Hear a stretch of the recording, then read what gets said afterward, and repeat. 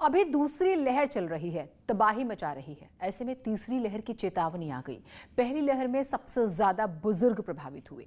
दूसरी लहर में 45 साल के आसपास के लोग ज्यादा चपेट में आ रहे हैं। तीसरी लहर में किस उम्र के लोग चपेट में आएंगे? क्या कोरोना की तीसरी लहर वाला ये वेरिएंट और ज्यादा खतरनाक होगा?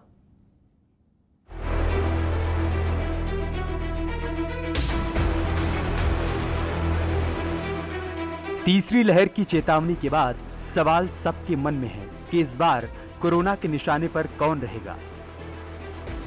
दूसरी लहर में ही कोरोना का एक खतरनाक रूप सामने आया है। दक्षिण भारत के राज्यों में कोरोना की नई लहर से संकट बढ़ गया है।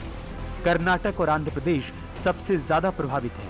हैदराबाद में 8 शहरों में भी संक्रमण पाया गया। सभी संक्रमित शहरों को आइसोलेट कर दिया गया है। हालांकि प्रधान वैज्ञानिक सलाहकार के विजय का कहना है कि अभी ये साफ नहीं हो पाया है कि जानवरों में भी कोरोना हो रहा है। उन्होंने हवा में भी कोरोना के फैलने से इनकार कर दिया, लेकिन तीसरी लहर को लेकर सतर्कता बरतने के लिए कहा है।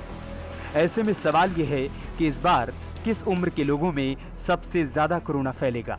क्या तीसरी लहर में कोरोना के निशाने पर बच्चे होंगे?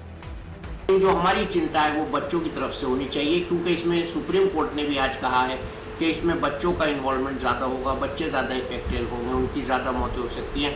तो बच्चों के पास जब जाएं तो ज़रूर मास्क लगा के जाएं, बच्चों को बाहर ना जाने दें। और बच्चों को हमको vitamin C, vitamin D, B complex, zinc और अच्छा खाना, सादा खाना खिलाएं। बाहर का खाना उनको बिल्कुल ना खाने दें, ना बाहर से मंगवाने दें।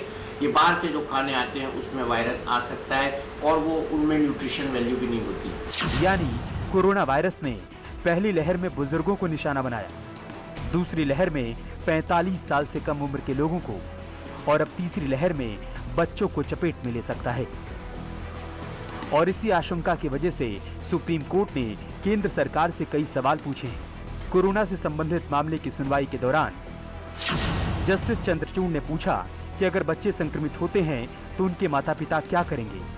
क्या बच्चों के माता पिता अस्पताल में रहेंगे या फिर क्या करेंगे? सुप्रीम कोर्ट ने केंद्र सरकार से तीसरी लहर को लेकर प्लान के बारे में पूछा और टीकाकरण तेज करने के लिए कहा। हालांकि सुप्रीम कोर्ट ने कहा है कि हम सरकार की गलती नहीं मान रहे हैं, लेकिन वैज्ञानिक ढंग से प्लान बनाकर तीसरी लहर के खिलाफ तैयारी करनी होगी।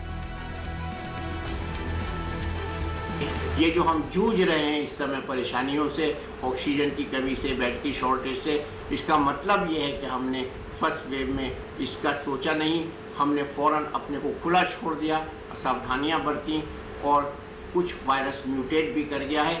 थर्ड वेव का जो वायरस होगा वो अभी आपने सुना होगा, एक विशाखापट्टनम से म्यूटेशन आया है, बेंगलोर में सडनली संक्रमण बढ़ा है और इससे पहले 3 म्यूटेशन 1617, 1618 और उससे पहले डबल म्यूटेशन ये आ चुका है।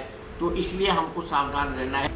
भले ही सरकार के प्रधान वैज्ञानिक सलाहकार अभी ये नहीं बता पा रहे हैं कि तीसरी लहर कब आएगी, लेकिन पहली लहर से अब तक के चक्र को देखते हुए डॉक्टर्स का कहना है कि तीसरी लहर अक्टूबर से नवंबर तक आ सकती है। अगर आप मानते हैं सितंबर में पीक हुआ, फिर डिक्लाइन शुरू हुआ, अक्टूबर, नवंबर, दिसंबर, जनवरी, फरवरी और मार्च से फिर बढ़ना शुरू हुए, तो हमारे पास अभी 4 महीने हैं, जून, जुलाई, अगस्त, सितंबर के अक्टूबर तक आएगी या नवंबर तक आएगी। तो अगर हम तब तक 50 करोड़ लोगों का टीकाकरण कर लें तो हमें तीसरी लहर से इस प्रकार से नहीं उलझना पड़ेगा जैसे आज हम दूसरी लहर में उलझ रहे हैं।